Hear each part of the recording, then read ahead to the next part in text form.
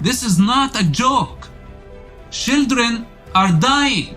This is not a political stand. This is not a career. I'm not your typical expert coming on the topic. You get in the way where I'm trying to stop the death of innocent children, protect them from predators that have been killing them for 70 years by the name of Palestine. You get in my way, I destroy you if necessary. So I'm not politically correct. I cannot be, and I don't care if you cancel me or not. And I'm not in a position even to reason with you. We are at war right now. It's finished. We can talk about it later.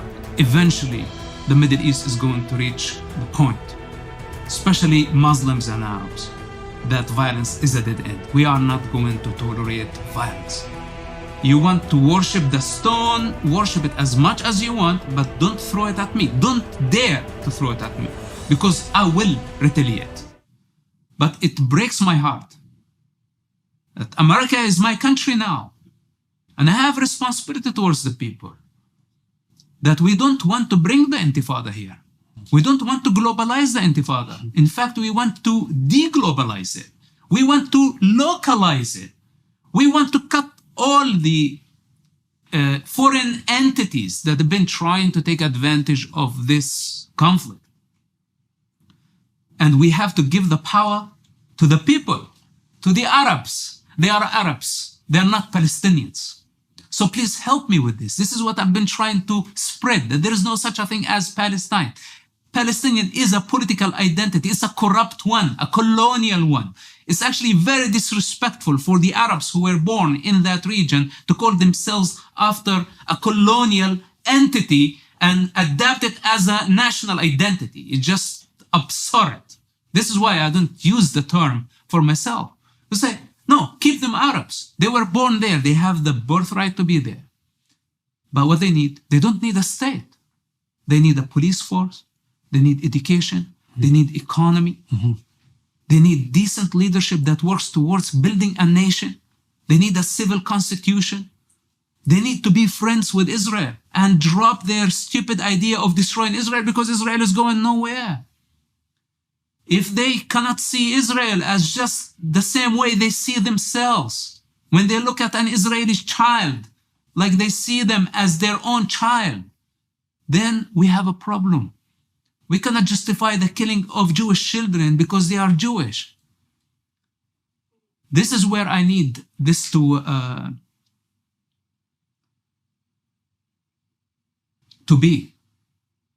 And I don't want this whole nationalism, this whole Palestine. So, of course, when I see now globalizing the issue, bringing it to the States and making free Palestine, well, your Palestine is not a hostage in my basement. Stop saying free Palestine. You know, decent human beings, decent Americans would say free the hostages. Not tear down the posters of hostages, you know, not even allowing their families to represent their case in the land of the free. And what they want to free? They want to free a concept, a dangerous political concept that actually depends on the destruction of order, at the expense of children, at the expense of generations, at the expense of individuality. Who are we? You know, we are Americans. This is, I mean, not only Americans, anybody in the West. This is our value system.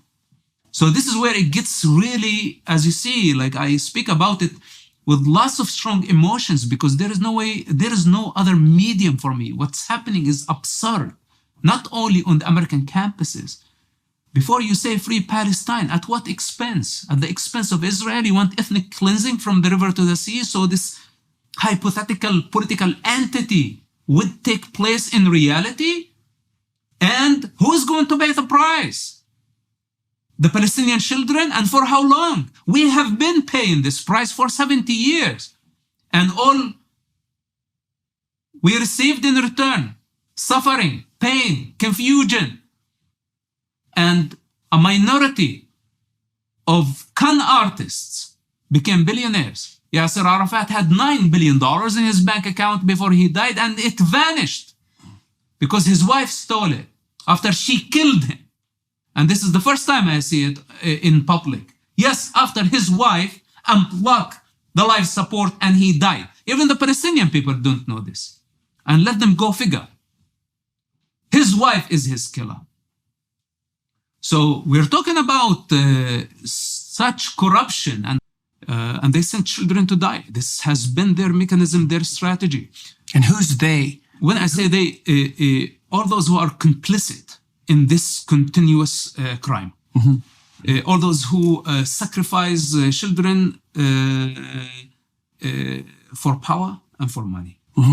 It's a fundamental part of that culture. We have to understand this. First was the ideological dimension that I told you about. Then sacrificing children is not something that makes them feel guilty. It's acceptable in that culture. So now, as a student, masked men used to come, and we were just 5th and 6th grade. We were very young.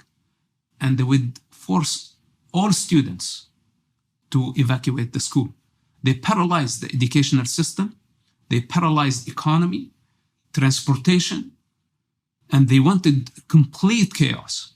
And until today, I ask myself, if you were fighting against Israel, why would you stop the education and the economy and all other aspects of the Arab life in the West Bank?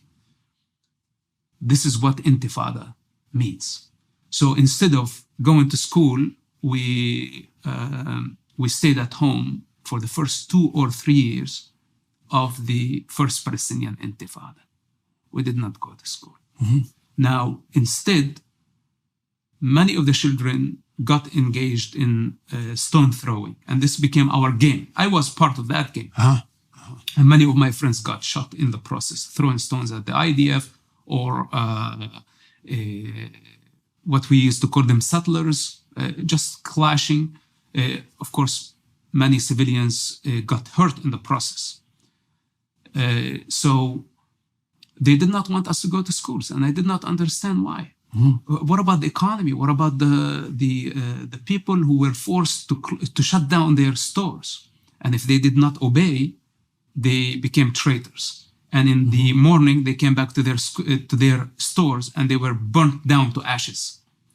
So by the means of intimidation, Yasser Arafat, sitting in luxury, what's in common between all these con artists?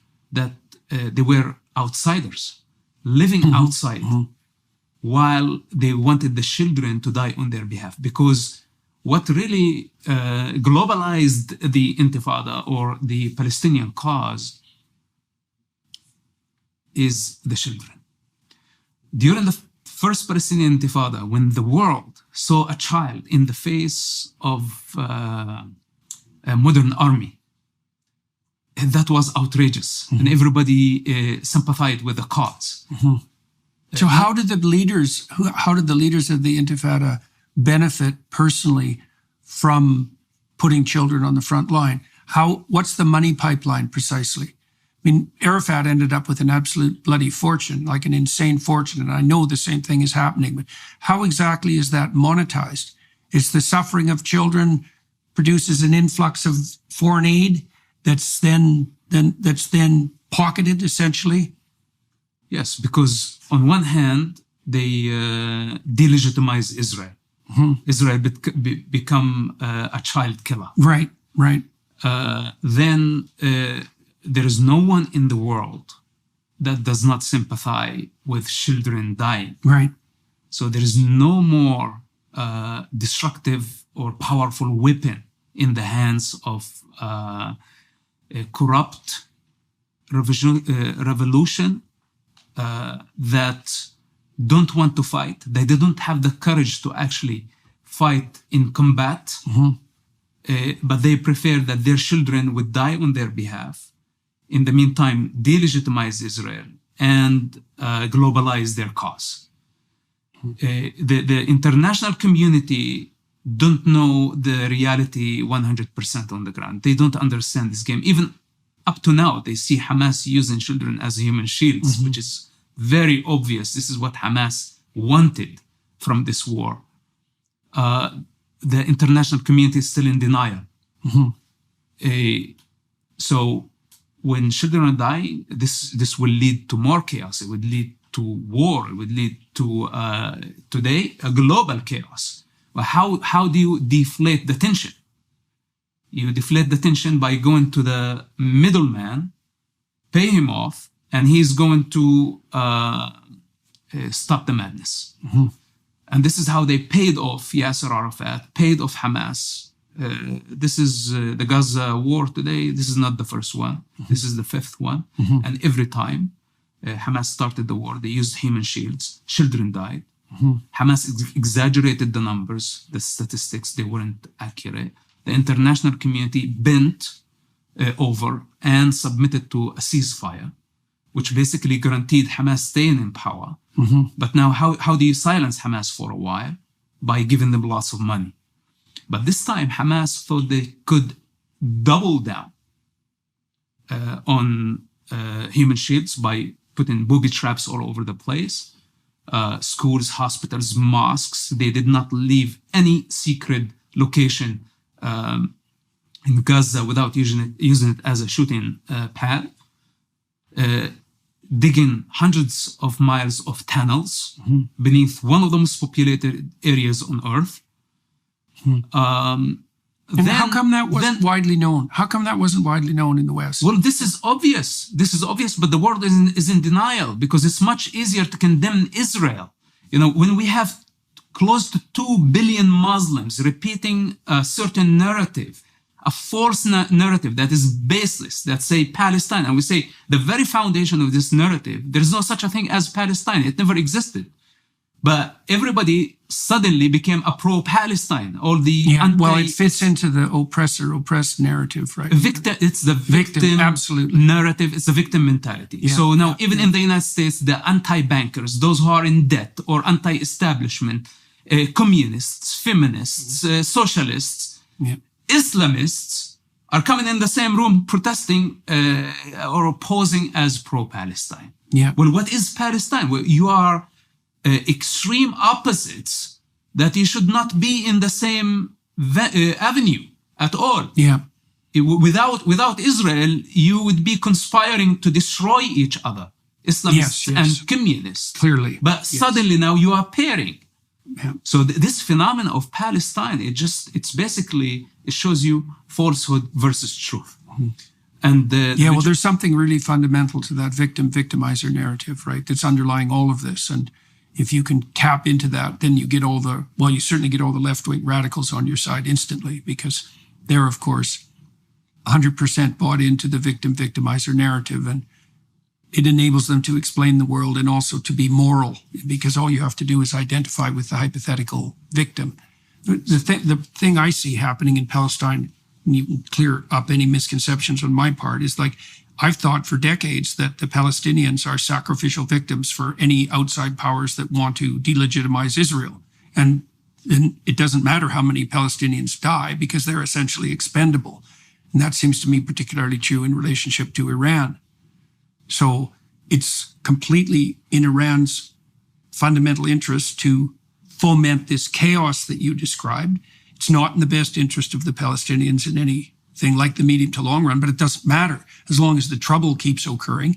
It's hard on Israel. It's hard on the United States. It helps Iran maintain its iron grip.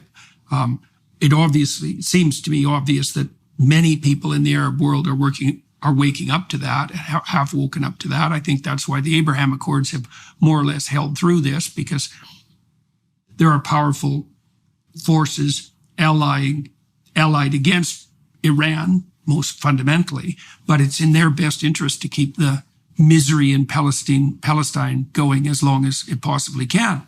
And my suspicions are that what happened on October 7th was command directly, please, feel free to disagree with me, but this is how it looks to me, is that the Iranians decided that it was time to stir the pot, and they produced this massacre, and they hoped they'd provoke Israel into exactly the sort of reaction that Israel is having, and that Israel would take the threat extraordinarily seriously and move in. And as their military victory mounted, public opinion would turn against them and it would fragment the Abraham Accords. I suspect that was their plan. What do you think about that? Is that Is that in accordance with your understanding of the situation? Absolutely. This is Iran's attempt to actually rearrange the region. Right. But I don't want to go too far. That also China and Russia have ambition of reshaping the world. Yes. Changing the world order. Yes. But we don't want to go too far. No, because God only knows how that's going to turn out. But it's basically Iran, Russia, China. They made it very clear that they don't want the United States monopoly over power. They want to change the world order. Yeah. Putin understands. He understands completely what it really meant for Hamas to go and ethnically cleanse 20 Jewish communities. And it was not coincidental right after the Ukraine-Russian war, where all the attention was at Europe. And we saw after what happened in Gaza, nobody talked about Ukraine. Right. When you bring the three major religions and make them clash somehow. Hamas was the trigger. Probably, I doubt that Hamas understand the KGB and Putin's play, but they are part of it. And Putin is complicit in this situation. So Iran does not act on its own. When they launched, for example, hundreds of ballistic missiles in the 21st century, this is a major attack. I haven't witnessed this in our lifetime, maybe during the Iraqi war, but it was not on this scale. So anyway, yes, these people don't care for the global security. They are irresponsible. And worse than this, that we have experience with the communists, or let's say communist Islamic ideologies, that they reached a dead end. They failed. The communist Islamic model did not bear fruit. It did not emancipate humanity. It did not solve the human problem. And they still insist on replacing capitalism. Yeah. I don't think capitalism is the perfect solution, but it's the better option for sure. So anyway, they're insisting and they want this to keep going. And in the Muslim culture, the Arab culture, they don't understand tolerance. There is no such a thing. Not in the Muslim consciousness. Maybe forgiveness, but not tolerance. And tolerance is mostly perceived as weakness. And I speak as someone who grew up in that culture. When I was very young, and this is stuff I don't like to talk about because I choose not to be a victim. And also I don't like to become vulnerable because people think that you are weak. Stuff that I don't have to talk about, but I think there is no way around it. Because many people ask, what motivates you and where are you coming from? When I was very, very young, I was raped. In a culture that would kill the rapist, but also they would kill the rape victim. So I never told anybody about that story. I never got any support. And How old were you? I was 5 or 6 years old when that happened. Now, I had to heal on my own, and it was a hell of a journey in a society that did not have mercy, that they preferred that I would disappear so I don't bring shame on them. Right. And I witnessed so many women being killed after being raped, that the father would prefer to kill his daughter to bury the shame with her, not to have to face the society that his daughter was raped. What type of mentality is this? What type of religion is this? And this is not just a culture. Okay. Does it reflect on his inability to protect her? Is that the source of the shame? It's his status. It's his status. It's the father of, he could not protect his daughter. Yeah. And now maybe the daughter is pregnant. This was before abortion, etc. Okay, the daughter is pregnant. What is he going to do with the child? No, he prefers to kill the daughter. He does not want to go even to the degree that his grandchild is a result of a rape Right. incident. So, and from the 7th century in Islam or in Arabia, they killed infants. So when I say sacrificing children, this is not coincidental. It's rooted in that culture. So for me, it was unjust that I had to actually carry the burden instead of getting the support from the family, from the society, like at least to come and say, who did it? Mm-hmm. Today I'm 45 years old, I'm a very strong man. I can confront the whole universe if necessary. And up to now, none of them asked the question, who did it? And by the way, I have the power to kill the predator down the road. He's probably living in a nightmare. Why I didn't actually harm him? Because later on, I got lots of power, even when I was back in the territory, but I chose not to. Instead of going after the rapist, I went after the belief system. And this is where I need to create the change. I see. So what's so-called Islam, and I know this is very sensitive topic. If the belief system, if Allah thinks that the rapist and the raped are equal and they deserve the same punishment, then this God does not have authority over my life. And this is where I start questioning the entire belief system, and I rebelled. So when you have to choose between a hypothetical God that does not even exist and the future of children or your own child, well, we have a fundamental problem here. Then you come posing to tell the rest of the universe that Islam is a religion of peace. Well, no, we have a big problem here. We have to talk about it. And when I start talking about this, I got canceled.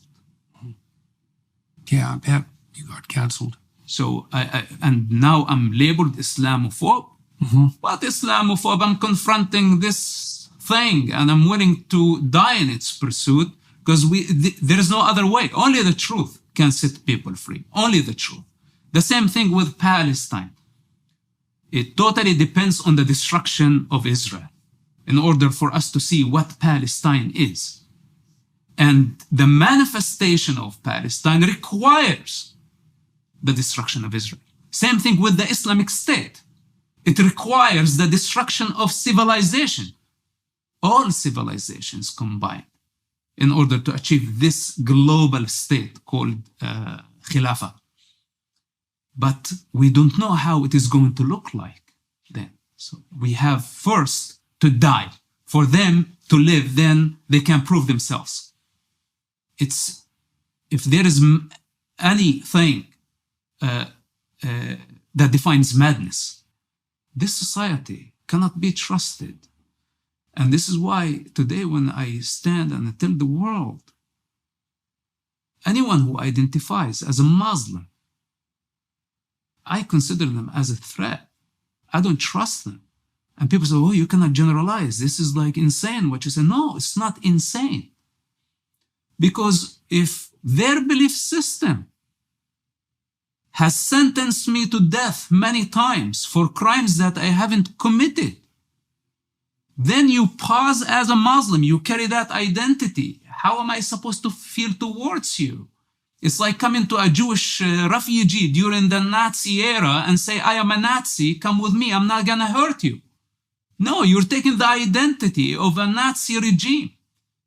And whether you are the bad cop or the good cop, it doesn't matter. You are serving the same establishment. And I'm tired of this moderate versus extremist.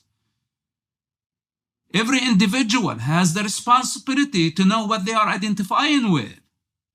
My individuality is above all religions and above all gods.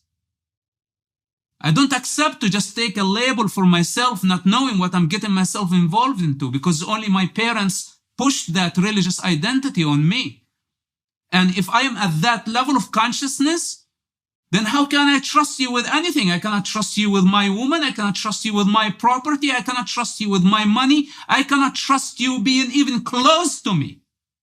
Because you don't qualify, you don't know your individuality.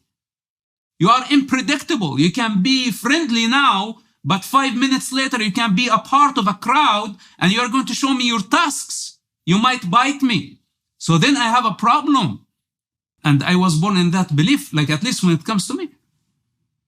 I don't have the right to criticize my own belief system. And if I do, it becomes hateful speech. Who says this? This is my birthright to rebel and to criticize. This is what makes us superior to animals. Okay. But after October 7, what I saw, and this is why I went outrageous, and I really told the Arab world, listen, if it comes down to choose between the entire Muslim population and a cow, I choose a cow. Like at least the cow is very peaceful. It gives us milk, it gives us leather, it gives us meat. It's very peaceful, it's harmless. But you, what's your contribution? And now we have this global crisis where a minority, religious minority being persecuted, suffering ethnic cleansing on October 7, and instead of siding with truth to say that this does not represent us as a Muslim world, instead they have been weaponizing their religious identity against this religious minority that is most creative with the greatest contribution to life. Eventually, the Middle East is going to reach the point, especially Muslims and Arabs, that violence is a dead end. We are not going to tolerate violence. You want to worship the stone, worship it as much as you want, but don't throw it at me. Don't dare to throw it at me, because I will retaliate. And this was the final result, the use of force. After exhausting every possibility with Islamists, with the Muslim Brotherhood especially, which is Hamas, there is no difference. Now that they learned the lesson, they can stay in their delusion. It's not my responsibility to go and try to pull them out of their cave. But if they choose to act on it and manifest their delusion in the form of violence, in the form of terrorism, then we have very tough warriors, and we are going to fight. I personally am fighting for my very existence. I'm not an expert on the topic. They want me to cease to exist. Hence my relationship and my understanding of Israel. Because Israel didn't do anything wrong to the Arabs and to the Jews, except, just being who they are. And they want them to cease to exist. This is how I feel, why I feel with Israel. There's no difference. We are in the same situation, where I didn't commit a crime against my people. I didn't commit a crime against anyone. Even later on, when I collaborated with Israel in the intelligence service, my main goal was to just stop the madness, stop suicide bombers from targeting civilians indiscriminately. This was my goal. This was my moral compass. I didn't do it because of a national motivation. But I still became a traitor. I say, why you label me as a traitor? Why you condemn me to death? I did not only save Jewish life, I saved also Palestinian lives. I saved my father's life and other Hamas leaders' lives. Believe it or not, for 10 years, I don't have blood on my hands. I did not take part of killing any human being. Throughout 10 years of war and chaos and bloodshed, working around the clock to save people from their madness, trying to just juggle with the whole situation. I was very young, and I almost got killed so many times in the process. Sitting in a room full of explosives with potential suicide bombers, 19 years old, discussing who's going to die first. That kind of situation. And I am trying, how can I stop this kid from killing so many other people? This is not about treason. It's about pro-life. This is what we were doing. Yet, a society that praised suicide bombing attacks, praised death, because blinded with hatred towards the Jewish people. That, by the way, they don't know nothing about the Jewish history. They don't know nothing about the Jewish suffering. They are not willing to study about the Holocaust. Instead, they're teaching people the wrong and the false narrative, and this is how they guarantee to stay in this victimhood for eternity. So basically, it's so complicated, in my matrix that I learned a lot about myself and I fought the good fight. But right now I reached a point that I don't need to explain to anybody anything. There is a volcano inside me is about to erupt, and I don't care what people are going to say. Whether they're going to say mad, crazy, out of control, they can say whatever they want. We have to eradicate Hamas. We have to finish Islamists. There is no room for savages in our civilization. And anyone who pose a threat against innocent civilians don't have equal rights. It's as simple as that. And all the voices coming from the United States say, hey, Palestinians, give the Palestinians equal rights. I say, no. First, I want to see equal responsibility. Show me equal responsibility, then we can discuss equal rights. But you don't compare savages to decent civilians or to decent civilized people who know their responsibility towards themselves and towards their neighbor. And compare, say, hey, Israel is democracy, why you treat the Palestinians in such manner? Well, there is no such a thing as Palestine to begin with. And the entire social structure need to be studied before we decide what Palestine is. Because it's not a nation. Just political gangs fighting against each other, finding Israel as a common enemy. And when Israel is not there, they will kill each other, I promise you that. But it looks like I developed so many disorders because of the traumas of childhood. And instead, a society that can understand a child and what's going on, what they did, they beat me up. Everybody. From the Hamas leaders, to my parents, to the teachers at school, to the principal, to the other kids in the streets. Everywhere I went. At some point, I got beaten up by a mob. In fact, in my life, I got beaten up by a mob multiple times to the point where I went unconscious. And why were you a target of that sort of violence? I was just troublemaker. And I'm still a troublemaker. It's one of my best qualities. So basically, they wanted me to behave accordingly, according the religious laws and the cultural laws. But I didn't know I was behaving that way. I just wanted to rebel. There was lots of anger inside me.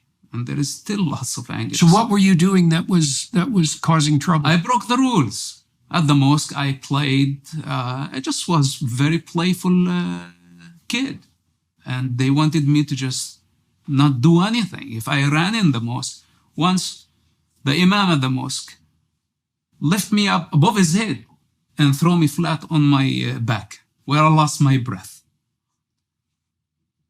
And in other occasion, I was whipped by a Hamas leader with the electric cable to the point I lost consciousness. How old were you?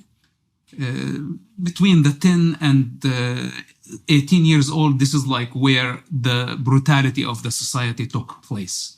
So if I was only a rape victim when I was very young, I would say, okay, that was one event. But come on. Everybody was conspiring against me. And I still wonder why so many forces wanted me dead and they still don't have compassion to just look and say, it's like, wow, this guy went through a lot. Like maybe, whatever he's saying, he has the right at least to express it. But they want to strip me even the right to talk about it. So it's a brutal culture. When some say what happened on October 7 was barbaric, it's not only Hamas. There is a majority in the Gazan society that is complicit in this crime. In fact, for those who watched the footage of the October 7 crimes, it was not only Hamas that committed crime. Most of the crimes, especially raping and kidnapping, were committed by Gazan civilians.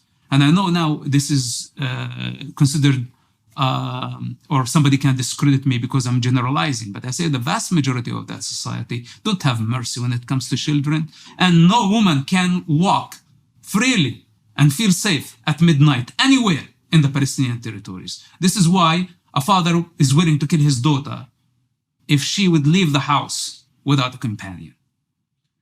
Because if she leaves the house without a companion, there's a big chance that she's going to be raped on the streets. And why are you taking such a risk? They would beat them up if they leave the house alone. So it's a troubled society. It's a death culture.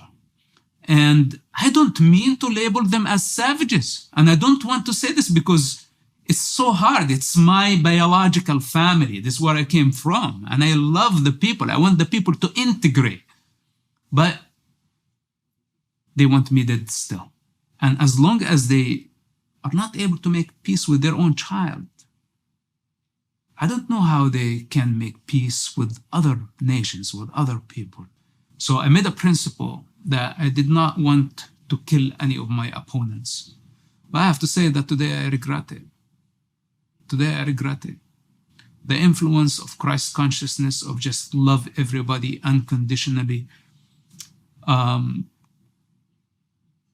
did not get me to where I needed to be. Because today I'm under the influence of cause and effect, not right and wrong. And I think there is no escape for anybody from karma or from their own actions. Nobody's above this universal law. It has nothing to do with cultures. And I tried so hard to save my father's life. If I wasn't in the picture, they would have killed him 1,000 times. Saying that I thought to myself, he's moderate, he's in a political wing, he's not a military wing. But this is the problem of, this is a moderate and this is extremist. Then you go into this rabbit hole and you never find your way out. I thought to myself, no. You are complicit in Hamas crimes, then you qualify for the same punishment as any of their attackers on October 7. And this is why I had to take a moral stand and say, all Hamas leaders must be executed. What happened on October 7 was a capital crime. A genocide cannot be taken lightly. This is not just an act of resistance. To wipe out 20 plus communities based on their ethnic background, based on their religion, is not an act of resistance, is not justified. Killing babies, killing children, raping women, kidnapping hostages, killing animals, burning trees. Nothing gets worse than this. And it requires capital crime. And I had the thought, what about my father, who I loved very much, who disowned me 14 years ago? I never gave up on him. I was like always, in my heart, this is my father, I love you. Whatever, you did necessary to just shun me and throw me to the mouth of death, it's no problem. As long as you are okay. But after October 7, I had to make a very difficult choice, because this is where or when we have to draw the line.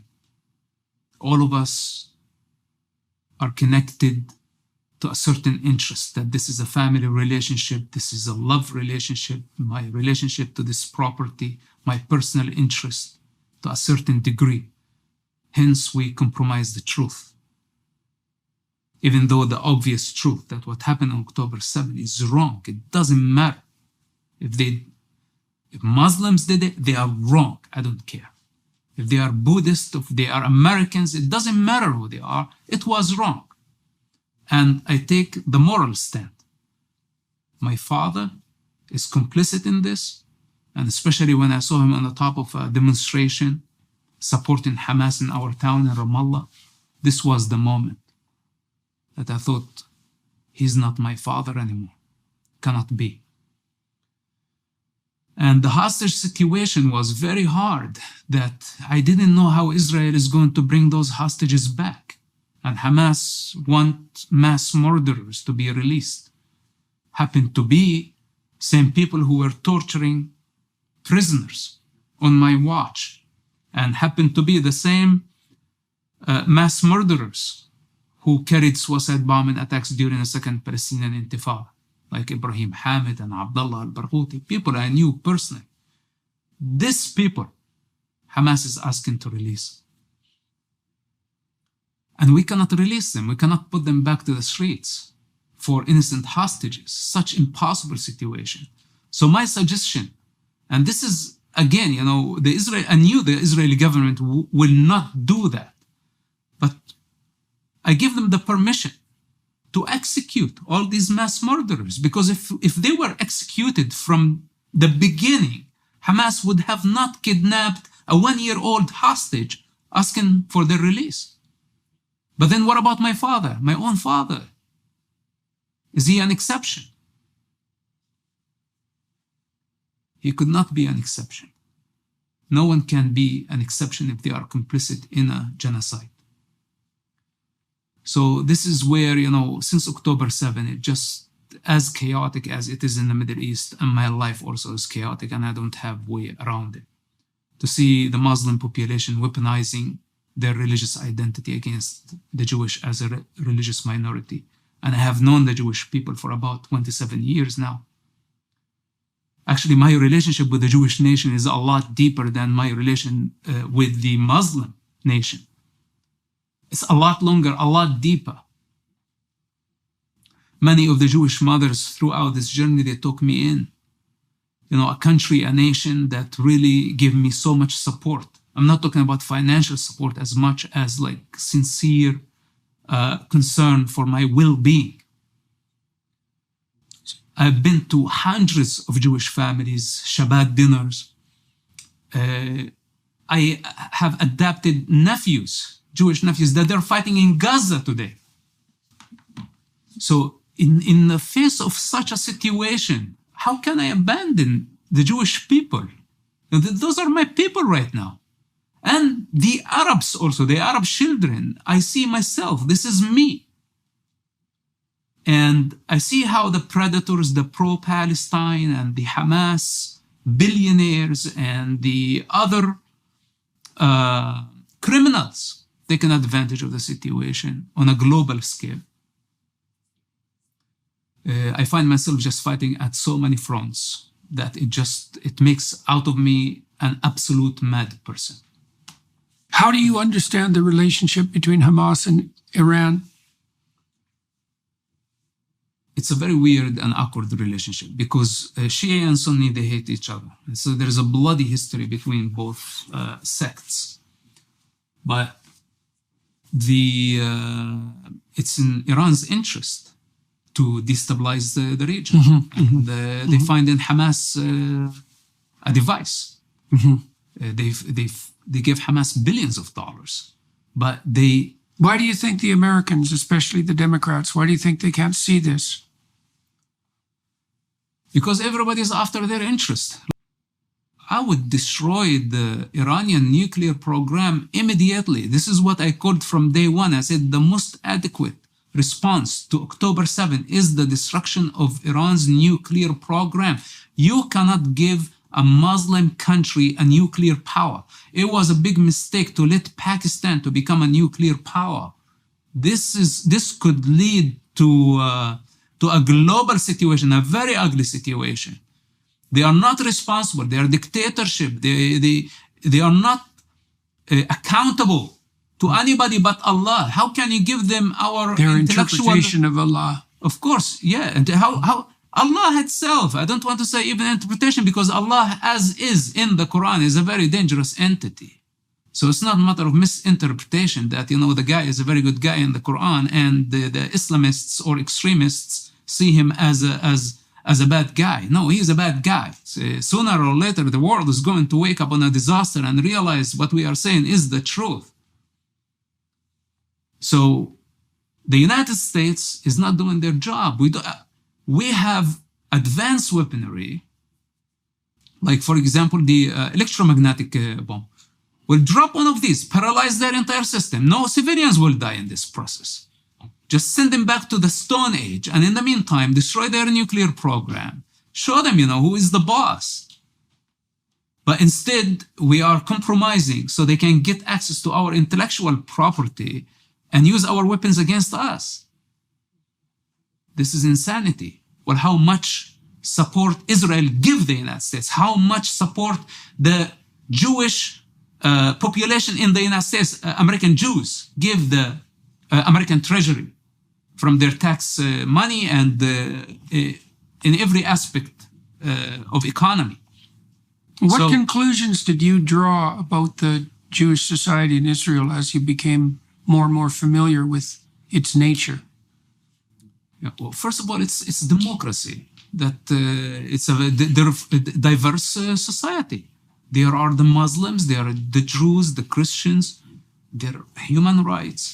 You know, one of the things that was just unbelievable during the Second Palestinian Intifada, when a building collapsed, and there were clashes on the checkpoints everywhere, shooting at soldiers, and it was very dangerous for the Israelis to come to enter the city of Ramallah. But when the building collapsed, we did not have rescue team, we did not have a fire department, because it's such a corrupt system that invested all the money in luxury and they never invest the money in infrastructure. So the dozens of workers stuck under the rubble and we cannot get them out. So we had to call the Israelis during the second Intifada, while we're shooting at them, to say, please come into Ramallah, to the city center, and help us. So the Israel sent the fire department, of course, with the IDF to protect them. The entire day evacuating the victims, taking them to Israeli hospitals. And after a long day, the IDF exit the city of Ramallah, and people rewarded them, shooting at them, throwing Molotov cocktails, throwing stones, etc. My job, I was there because my job was just be there to make sure that the troops are okay. So the troops protecting the rescue team, I am there to make sure that the troops are okay, and the civilians of Ramallah are waiting for the troops to evacuate after helping the Palestinians by throwing stones, Molotov cocktails, and shooting at them. This type of events, you know, are just insane. And it just keeps going like this. Everything about the Palestinian mentality, the Arab culture, and you see the law and order, that there is protocol. The Israeli intelligence follow a protocol. No one was arrested if Israel did not have evidence of their involvement in terrorism. And no one was assassinated, especially the most dangerous terrorists that Israel could not arrest, that they were hiding in the city centers.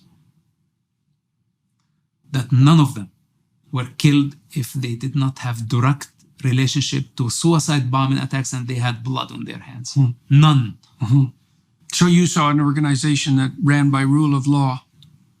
Absolutely, and there is no doubt about it. And this is why I'm heartbroken, because I know what's happening in Gaza right now really pushed Israel to the corner, that they had no other choice. And there was no possibility to avoid civilian casualties after October 7, because I know at their heart they would never hurt an innocent civilian. And they gave the... Why did you become convinced of that? Because in our operation, this is how we dealt with the situation.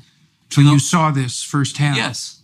I think it's impossible to understand the situation in Israel without understanding that the Palestinians are expendable. Yeah. So Hamas is committing not only a capital crime by committing a genocide on October 7, which actually defines the genocide, then the Muslims around the world